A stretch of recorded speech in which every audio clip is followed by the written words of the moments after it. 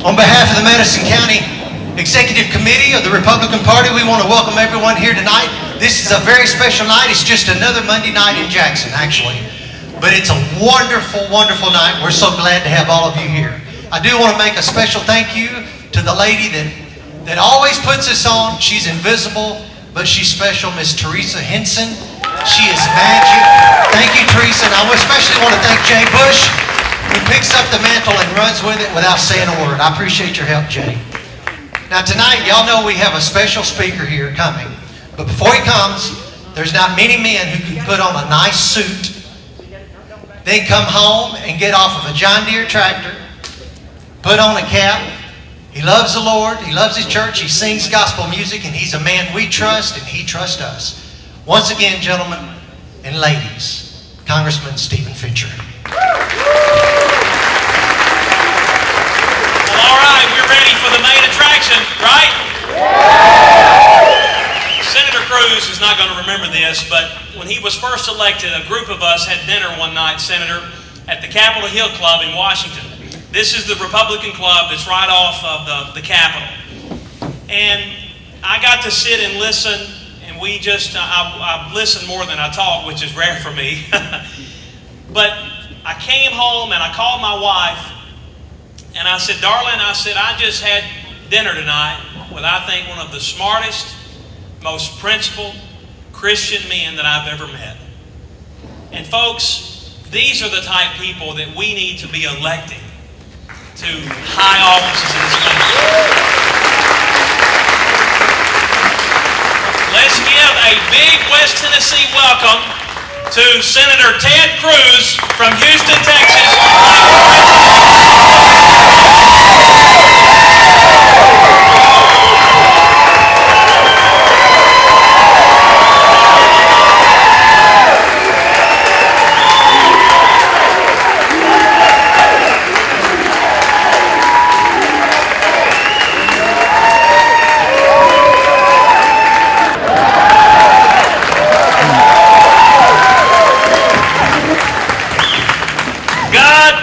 The great state of Tennessee.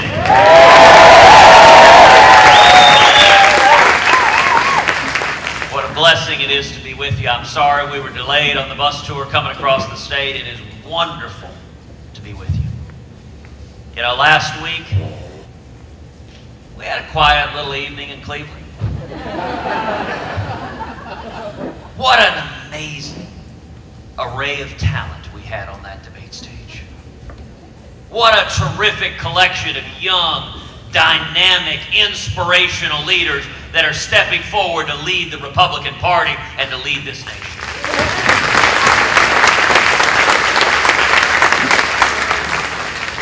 And what a contrast with the Democrats. You know, I'm pretty sure on the Democratic side, their debate consists of Hillary and the Chipotle clerk. Now look, that's not fair. After all, Bernie Sanders has entered the race. So now the Democratic field consists of a wild-eyed socialist with ideas that are dangerous for America and the world, and Bernie Sanders.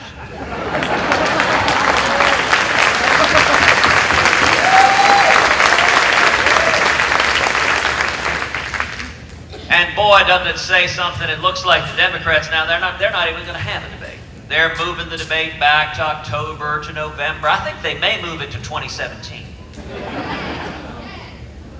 Now apparently, though, they had planned to have an early debate. The problem was the debate invitation was emailed to Hillary.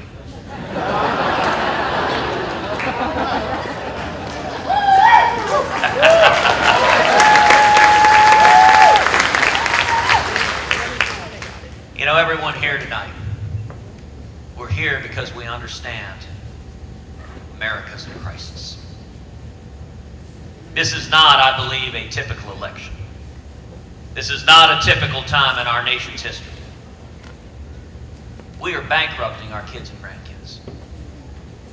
We're seeing our constitutional liberties under assault from Washington.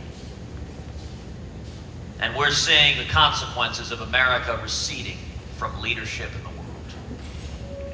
The Obama-Clinton foreign policy, leading from behind, doesn't work. And yet I want to come to you tonight with a word of encouragement and hope and exhortation. Americans are waking up. All across Tennessee and all across this country, Americans are waking up. And let me tell you something. Help is on the way.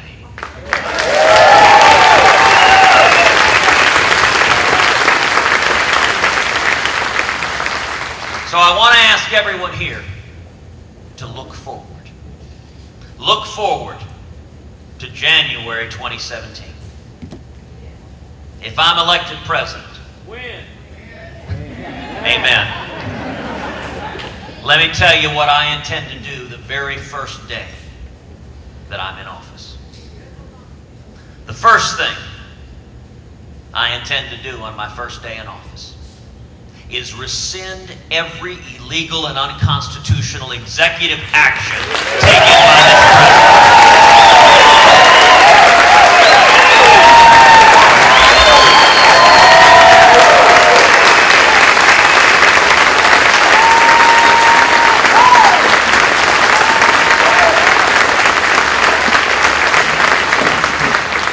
President Obama likes to say he has a phone and he has a pen. Well, you live by the pen, you die by the pen. And my pen has an eraser. But sadly, the corruption has not just been limited to the White House. It is extended to every branch of the federal government. The U.S. Department of Justice today is the most partisan, lawless Department of Justice in history.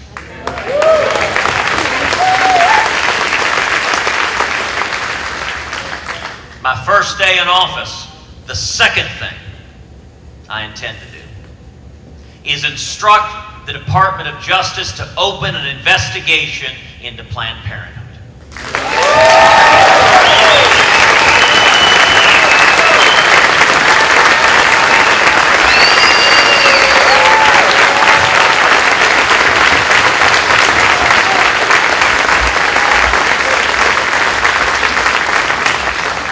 Prosecute any and all criminal conduct by that organization.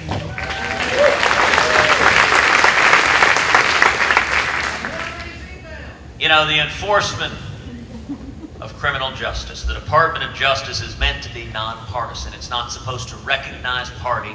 It is supposed to have allegiance to the Constitution and to the laws of the United States of America. The third thing I intend to do on the first day of office is instruct the Department of Justice and the IRS and every other agency in the federal government that the persecution of religious liberty ends today.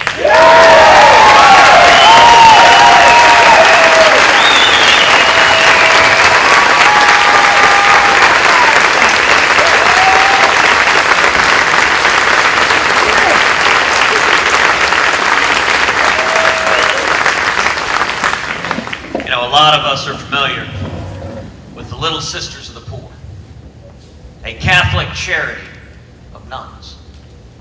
They've taken a vow of poverty. They spend their lives caring for the poor and the elderly. Right now today, the Obama administration is litigating against the Little Sisters of the Poor, trying to impose millions of dollars of fines under Obamacare on the nuns in order to force the sisters to pay for abortion-inducing drugs for others. Now let me give you a real simple rule of thumb.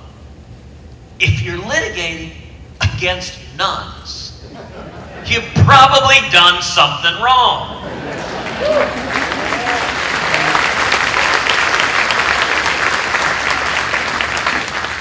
In January of 2017, instead of receiving a legal summons from the Obama Justice Department, the Little Sisters of the Poor will receive in the mail notification that the case against them has been dismissed.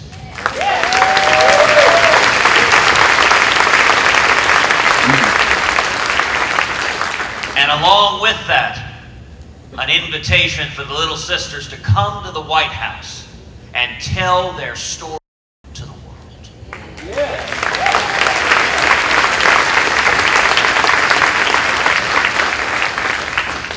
The fourth thing I intend to do on the first day in office is rip to shreds this catastrophic Iranian nuclear deal.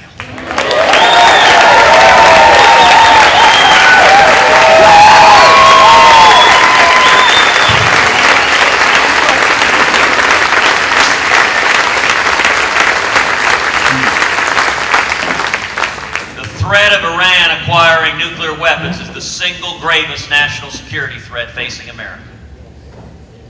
Now, a couple of weeks ago, I observed that if this deal goes through, the result will be that the Obama administration will become the world's leading financier of radical Islamic terrorism.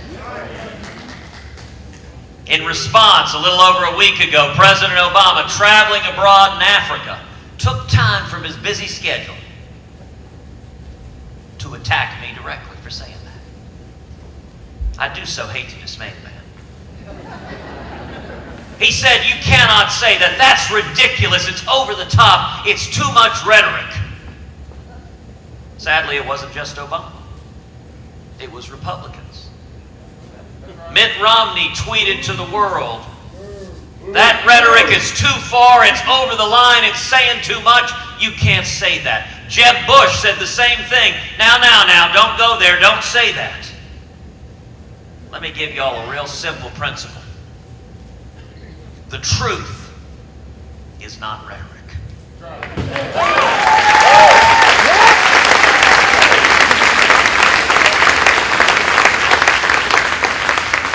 When Obama was attacking me, he didn't actually take issue or disagree with the substance and the facts of what I'd said. He didn't point to any other organization on earth that is a larger financier of radical Islamic terrorism. Here are the facts. Fact number one: Iran today is the world's leading state sponsor of terrorism. Fact number two: if this deal goes through, over $100 billion will flow directly to Iran. Fact number three: if that happens, billions of those dollars will go directly to Hamas, to Hezbollah, to the Houthis, to radical Islamic terrorists around the world, and those jihadists will use those billions of dollars to murder Americans, to murder Israelis, to murder Europeans. If President Obama doesn't like the rhetoric of his administration becoming the world's leading financier of radical Islamic terrorism, there's an easy solution. Stop financing radical Islamic terrorism.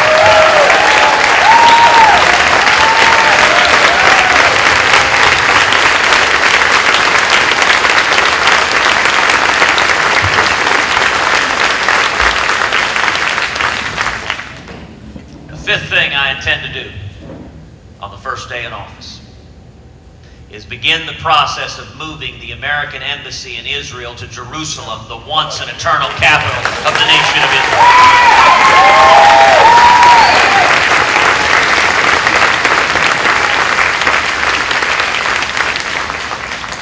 Now, you know, a lot of presidential candidates, Republicans and Democrats, have made that very same promise.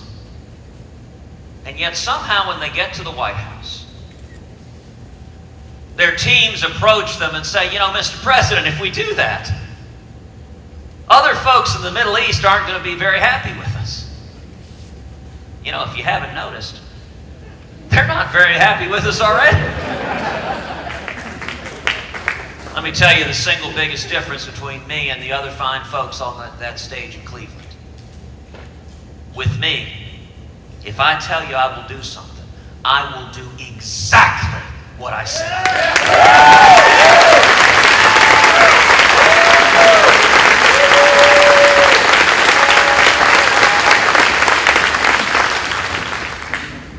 That's the first day.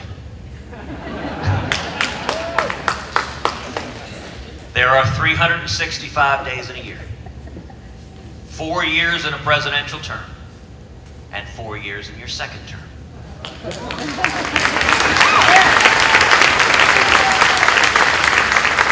At the end of 8 years, I can tell you right now, there are going to be a whole lot of newspaper reporters and editors and TV journalists who check themselves into therapy because they can't handle what happened.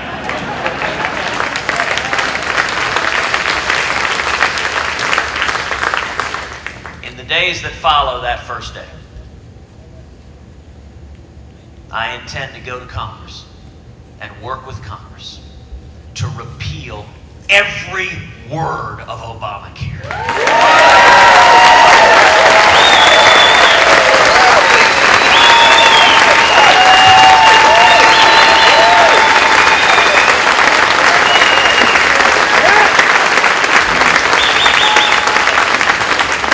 We're going to have health care reform that makes health insurance personal and portable and affordable, and that keeps the government from getting between us and our doctors. In the days that follow, I will instruct the Federal Department of Education, which should be abolished,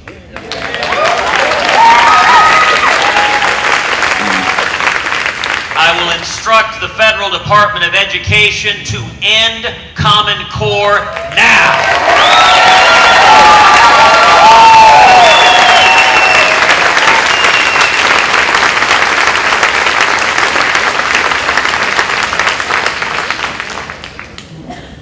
Days that follow, we will rebuild our military. We will stand by and honor the commitments we have made to our soldiers, our sailors, our airmen, and our Marines. We will honor our veterans.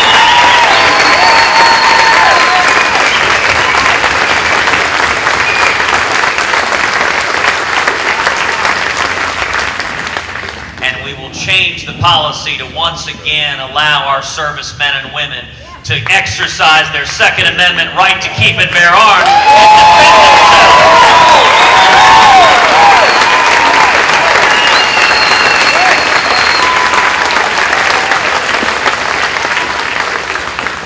This administration is afraid to give a Marine a gun, but is willing to give Iran a nuclear weapon. It doesn't make any sense.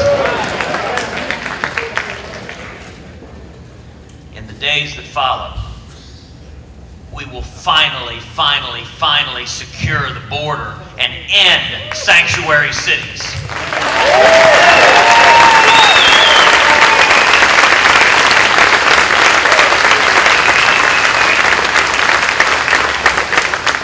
You know, in the year 2013, the Obama administration released to the public over 104,000 criminal illegal aliens.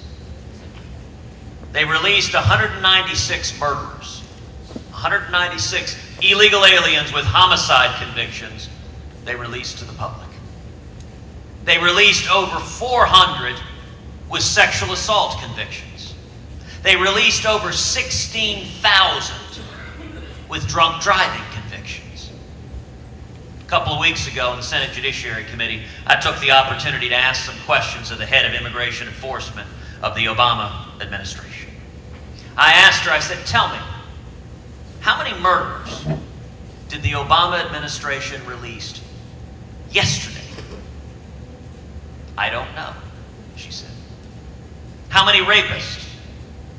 I don't know. How many drunk drivers? I don't know. I'll tell you right now, in a Cruz administration, the answers to those questions will be 0, 0, and 0.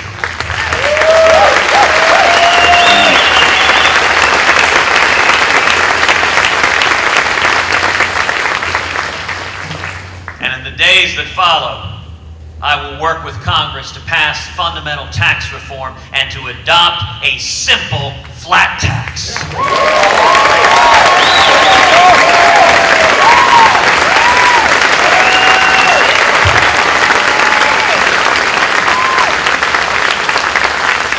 So that every American can fill out his or her taxes on a postcard.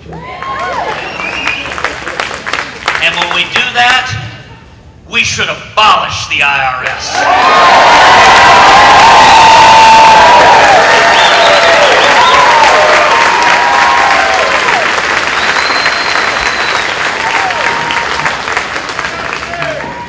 There are about 90,000 employees at the IRS. We need to padlock that building. Take all 90,000, put them down on our southern border.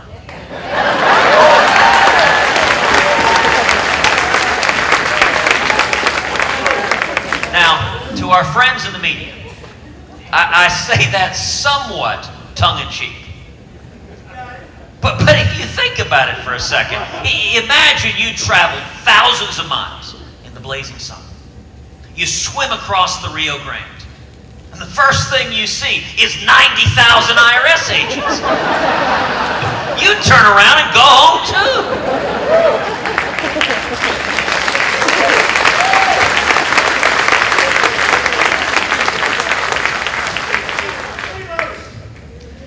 Now, some of y'all may be thinking, all of that makes sense to me. It's basic common sense. Live within your means. Don't bankrupt your kids and grandkids. Follow the Constitution. But can it happen? You know, Scripture tells us there's nothing new under the sun. I think where we are today is very, very much like the late 1970s. I think the parallels between Barack Obama and Jimmy Carter are uncanny. Same failed domestic policies.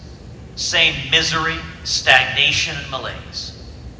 Same feckless and naive foreign policies.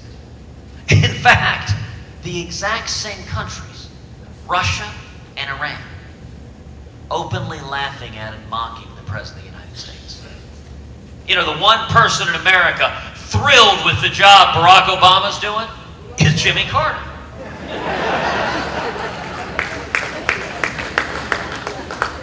Now, why does that analogy give me so much hope and optimism? Because we know how that story ended. The late 1970s and 1980, there was a grassroots movement that began to sweep this country. Millions of men and women came together and rose up and became the Reagan Revolution.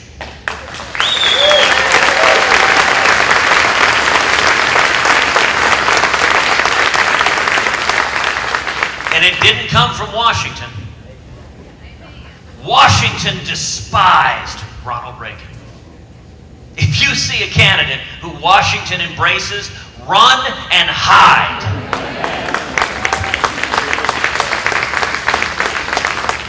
It came from the American people, and it turned this country around. We went from misery and stagnation to booming growth, and millions of Americans lifted from poverty to prosperity. We went from our hostages languishing in Iran to winning the Cold War and tearing the Berlin Wall to the ground.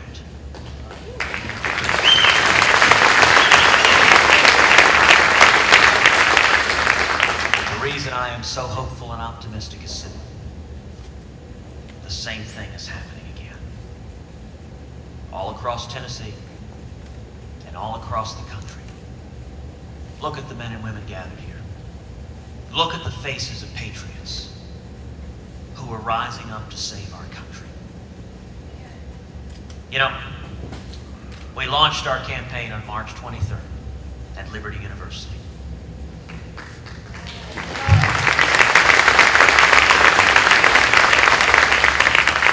The New York Times promptly opined, Cruz cannot win because the Washington elites despise him.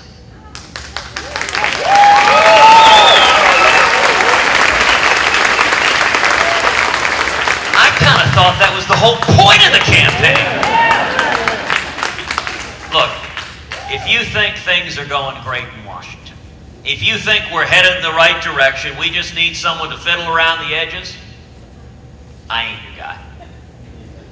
If you think Washington is fundamentally broken, that there is a bipartisan corruption of career politicians in both parties who get in bed with the lobbyists and special interests, and that we need to take power out of Washington and back to we the people.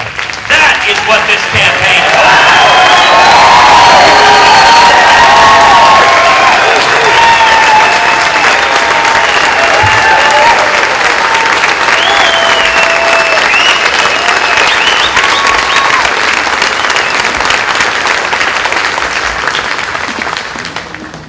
Well, the times continued.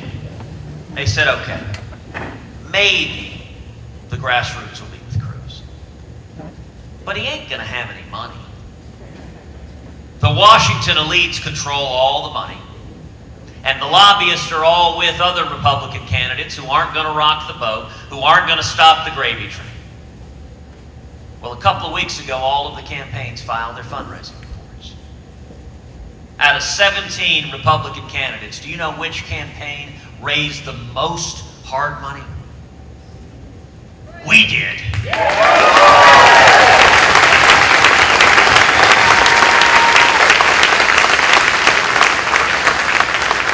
In just over 3 months, we raised over $14.3 million. Wow.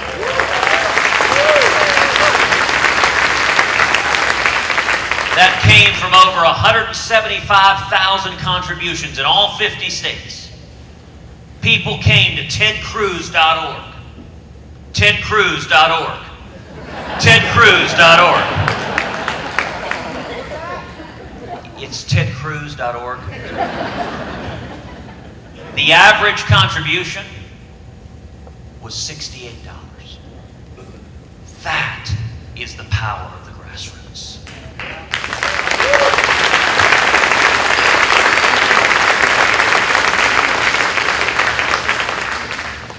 State of Tennessee is going to have a critical role in this year's Republican primary contest. They've changed the calendar. They've accelerated it this time around. We're going to start, as we always do, with the first 3 states: Iowa, New Hampshire, South Carolina. They're incredibly important, and we are all in Iowa, New Hampshire, South Carolina. We've got fantastic teams on the ground in those 3 states. And yet, 10 days later is Super Tuesday. 10 days later is the so-called SEC primary.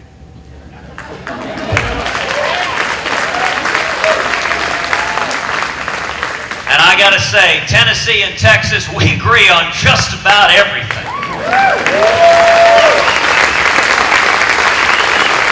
Well, except maybe football. But you guys took the Houston Oilers from us. And a whole lot of Tennesseans came and spilled their blood to form the Republic of Texas.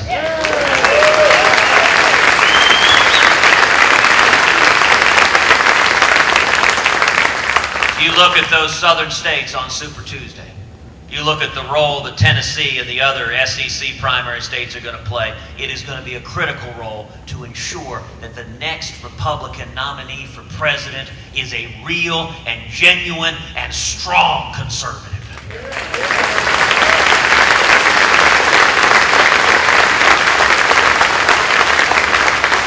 And that's the only way we win. If we nominate Democrat light, we lose. So I want to ask each of you here 3 things. Number 1, we are building a grassroots army here in the state of Tennessee and across the country.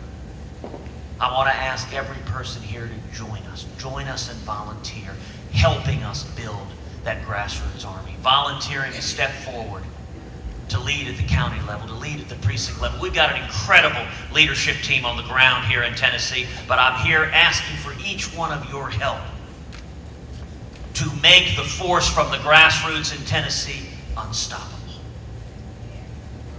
The second thing I'd ask of each of you is that you go today to our website, tedcruz.org, and you contribute. Now, some of you may be able to afford to max out. If you can, God love you. We will put the dollars to good use communicating the conservative message. But everyone here can contribute something. Everyone here can give $10 or $25 or $50. And let me tell you the biggest reason why that matters so much. Because if you go online and contribute, you have skin in the game. You're invested. It changes the way you view the entire campaign. It's not my campaign anymore. It's your campaign. That is the only way we're going to win and turn things around. I can't win this race. But together, we can win this race.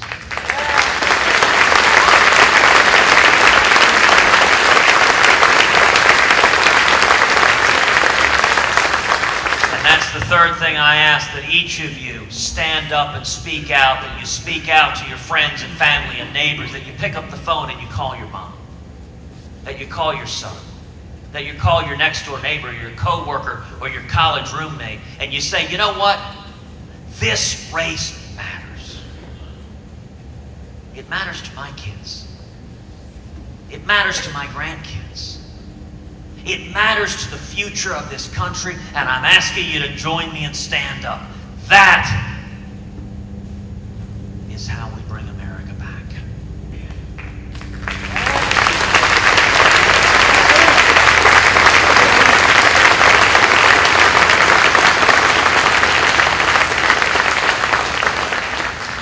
I want to close with a final observation. You know, when all of us think about freedom, we don't think about it as some abstract concept that you read about in the school book. Freedom to each of us is personal. It's real. We think about freedom in terms of our family. I think about it. I think about this race. I think of Heidi, who's beautiful and brilliant and is my best friend in the entire world. I think about it in terms of our little girls, Caroline and Catherine, who are 7 and 4. And I wonder, what kind of country are we leaving to our daughters? Our parents and grandparents, to us, they gave us an America that was brighter, that was more prosperous, that had greater freedom, that had greater opportunity. And every one of us is here today because we are resolved. We are going to do the same for our children and our grandchildren.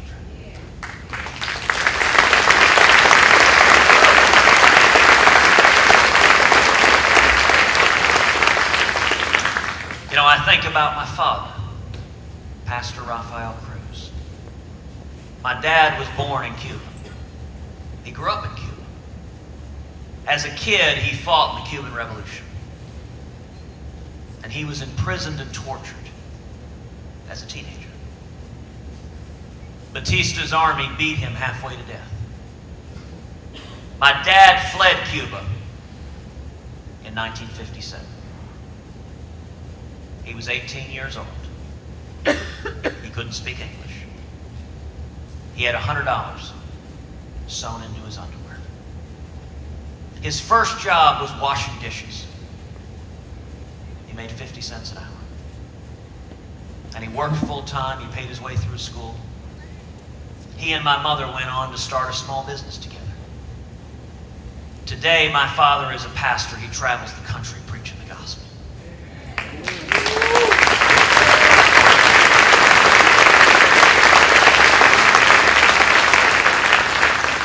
Now, my whole life, my dad has been my hero. But you know what I find most incredible about his story? How commonplace it is. Every one of us here, we have a story just like that. Some of us, it's us. Others, it's our parents. Others, it's our great-great-great-grandparents. But what ties Americans together, each and every one of us, is that we are the children of those who risked everything for freedom. That is the fundamental DNA of what it means to be an American, to value liberty and opportunity above all else. You know, when I was a kid, my dad used to ask me over and over again. He would say, when we faced oppression in Cuba, I had a place to flee to. if we lose our freedom here, where do we go? That is why all of us are here. Every one of us, look around at the men and women in this room, patriots, but we are not prepared to go quietly into the night. We are not willing to give up on our children and grandchildren. We will come together, we will stand together, and we will fight for freedom. We will fight for the Constitution.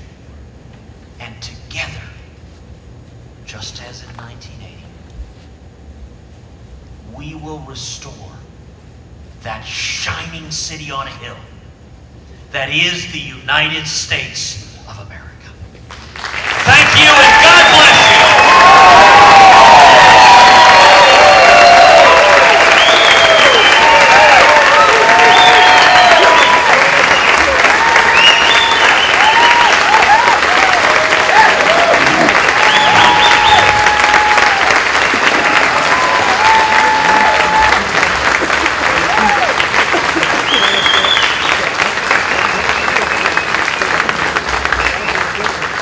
With that, I'm happy to answer or dodge any question you like.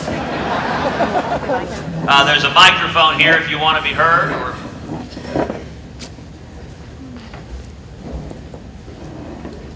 yes, sir.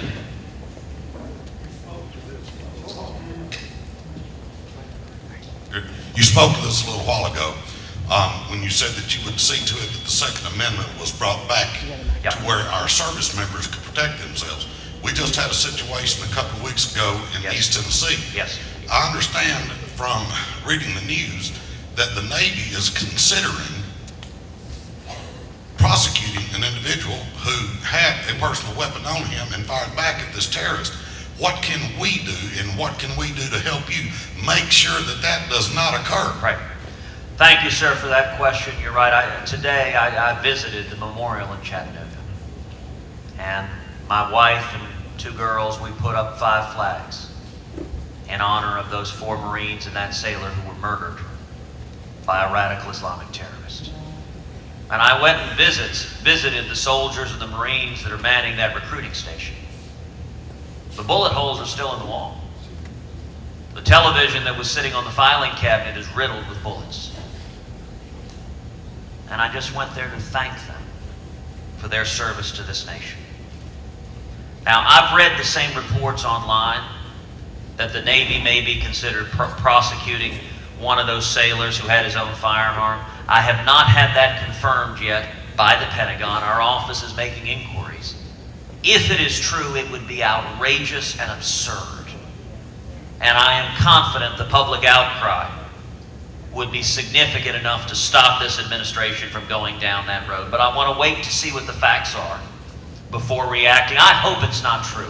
I hope they're not that foolish as to try to discipline a serviceman for simply protecting himself and protecting his fellow sailors. I hope that's not the case. But if it is, you have my word. I will shine a light on it, and they will regret having gone down that road.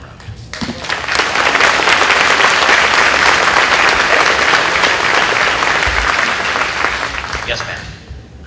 First, I just want to thank you for coming here. Thank you. We are praying for you, sir, and we appreciate your stand for our Lord and for our conservative values. Thank you. Thank you, ma'am. Thank you very much. When you are nominated as President of the United States of America, would you consider putting some of these other people who are running right now, who are conservative, Right. real conservative, would you put them in key positions on your staff? Absolutely, yes. You know, one of the things that was striking. Yes. One of the things that was really striking about Cleveland as you looked up and down that debate stage, I think any Republican president would be a fool not to have that stage Yes. comprise a large portion of the cabinet. Okay. I have one more question. I'm very concerned right now about all the Christians who are being beheaded Yes. in the Middle East. Yes. What can you do to stop this, sir? It is heartbreaking what is happening. We are seeing Christians persecuted at a level that hasn't happened in centuries. And this is the direct consequence of the rise of radical Islamic terrorism. Yes. You look at the Obama-Clinton foreign policy. As they've withdrawn from the world, every bad actor's gotten stronger. Every part of the world has gotten worse. What we need is a new commander-in-chief.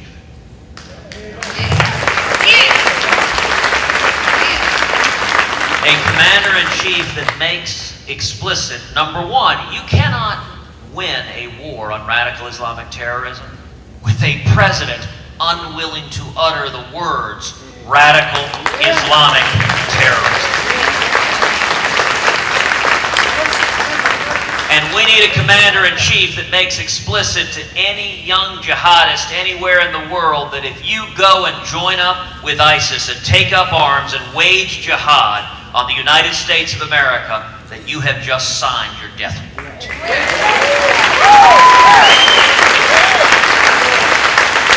Senator Cruz, I'm sure everybody here will agree with me. We can all see that the Federal Reserve is a broken system.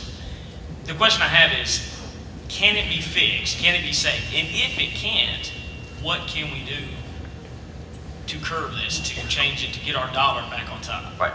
It's a great question. It's a very important question about the Federal Reserve. Number one, I'm original co-sponsor of Ron Paul's Audit the Fed bill.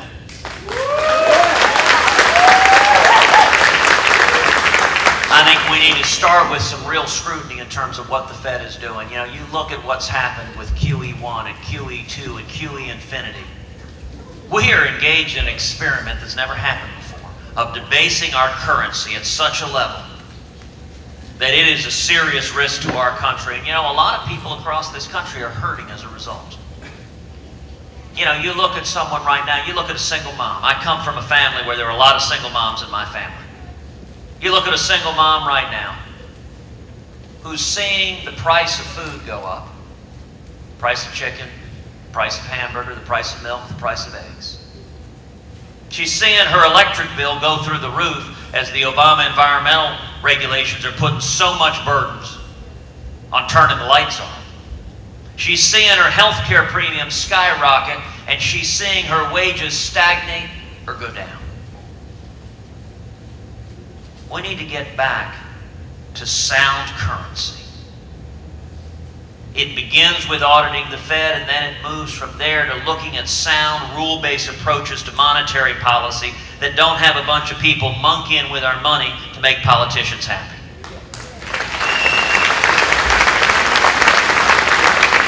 Good evening, Senator. Good Great evening. America. Thank you, sir. I wanted to ask you about this Iran deal fiasco. Sure. Now, the Constitution, Section 2, Article 2, Section 2 says that the Senate or the President has the power to make treaties with 2/3 of the senators concurring. Right. How did this get to the full House where he don't have the right to veto it? Yeah. Is that legal? Well, you are exactly right that this should have been submitted as a treaty. And in fact, a couple of weeks ago, John Kerry was testifying in the House, and he was asked, why isn't this a treaty?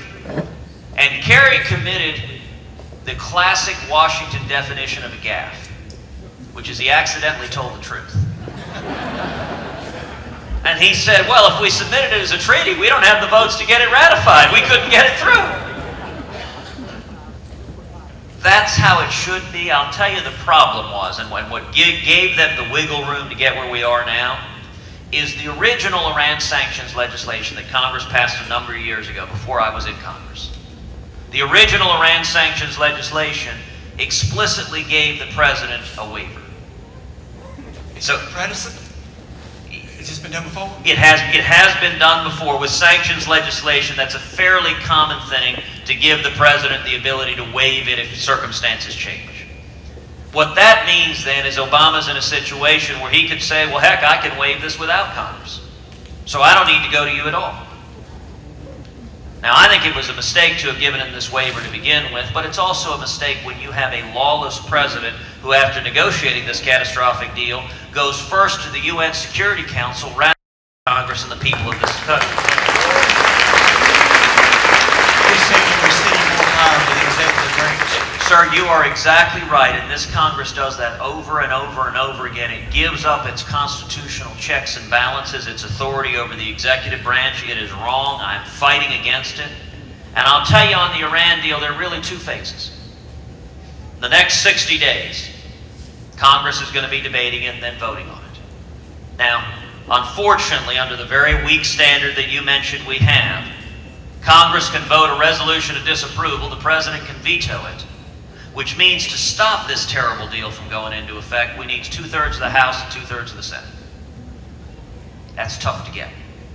That means in the Senate, the President needs just 34 Senate Democrats to stand with him, and he can defeat the Congress stopping him. Over the next 60 days, I'm trying to do everything I can to energize and mobilize people across this country, to light up the phones to their members of Congress, to say, stand with the American people, stand with the nation of Israel, rather than partisan loyalty to the Obama White House.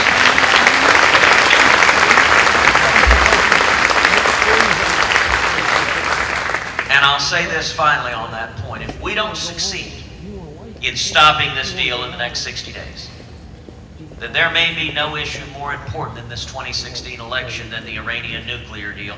I think it will be a central issue in the primary. And I got to tell you, in the general election, I can't wait to stand on that debate stage next to Hillary Clinton.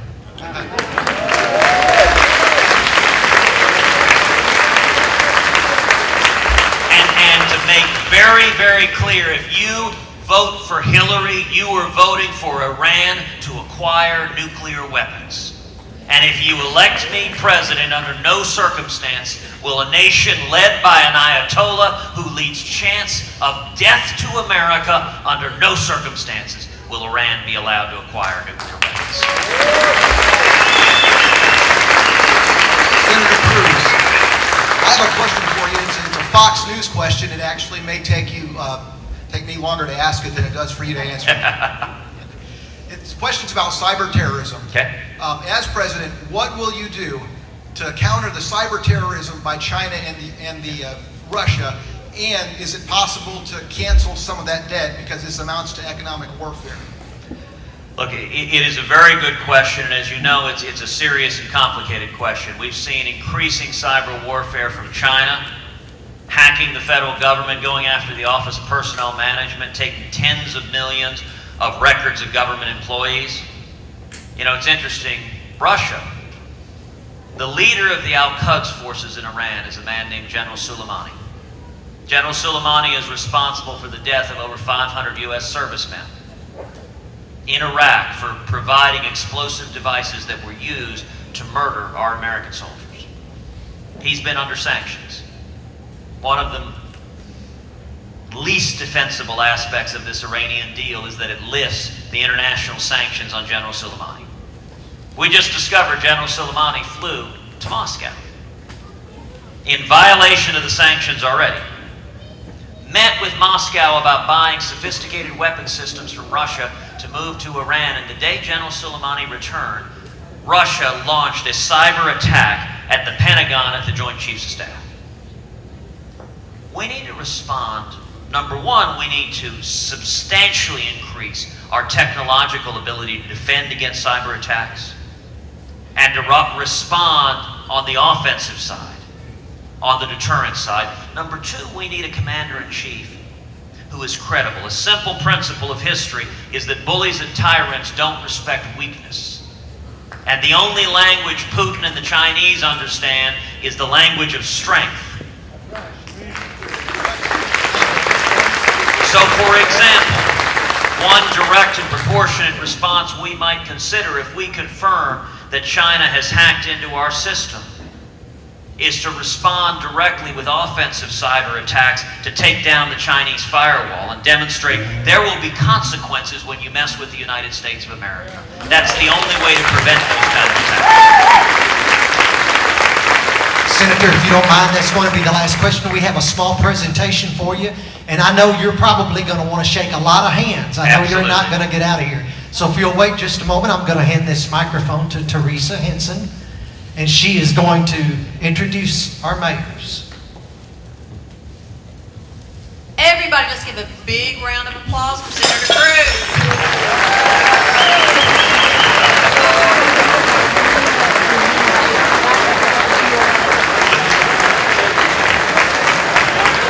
Oh, well. I'm glad he didn't throw it at me. Our presentation has met an early demise. It's kind of in par for the day, if any of you Hey, were but here. that stuff's sturdy. None of it broke. Anyway, Senator Cruz, this is our county mayor, Colonel Klutz. We would like to have him give you our very warm appreciation. It is shaken and not stirred.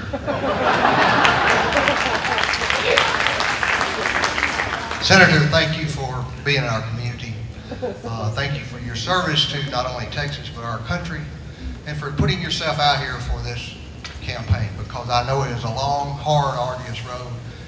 We saw your wife and your little girls up here, and we know that you've got a family that follows you around and supports you like all of our families do. So thank you for doing what you're doing. I want to tell you just a snippet about our county.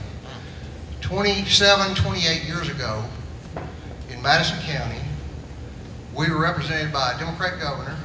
The Democrats control the House and the Senate. Our state representative, our state senator, was a Democrat, and we had no elected Republicans in Madison County. If you fast forward about 26, 27 years, we started the grassroots, and that is county commissioners. We elected we elected 3, and then we elected 6. And if you fast forward to today, I'm proud to say I'm the first Republican county mayor of Madison County, Tennessee in history. But we also have other office holders out here. We hold all the courthouse seats in the county. Kathy Blunt, John Newman, Linda Wallen, there's several others here. But there are people here who spent a lot of time and effort in building the party to what it is today. I guess one of the things I'm most proud of as far as our county in Republican politics is that when Al Gore ran against George Bush in 2000, I believe, not only did Madison County show him where the road was, or the door was, but Tennessee as a whole. So we're proud of our state, we're proud of our party.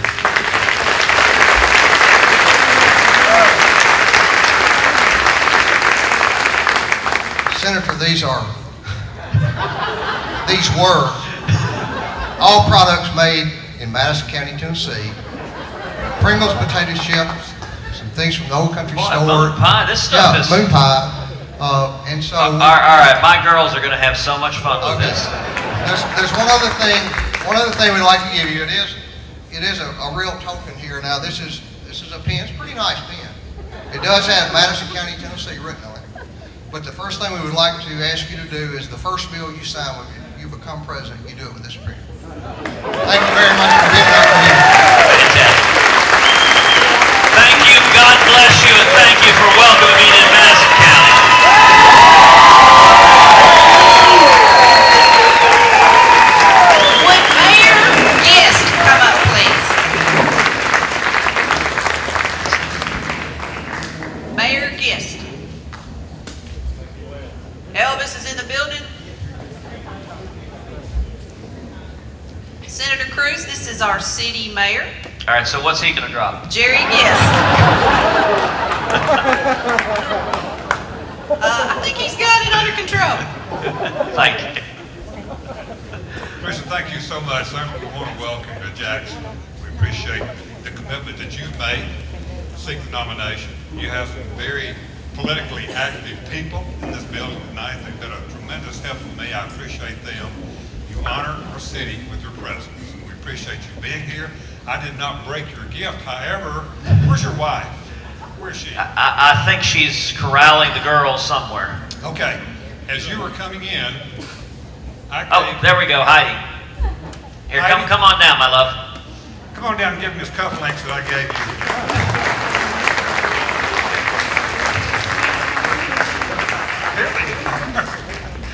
There, on behalf of the citizens of Jackson, just a small memento of your visit here and your stay here. very good-looking set of cufflinks. They have the official seal of the city of Jackson on them. And as you look back and remember your visit here, we hope we bring back fond memories of Jackson, Tennessee. We appreciate you being here. Fantastic. Thank you so very, very much.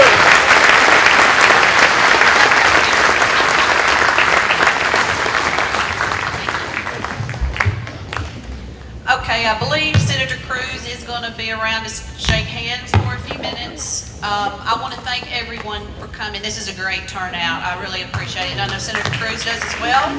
At this time, you are dismissed. And also go to mcrptn.com and join the Madison County Republican Party.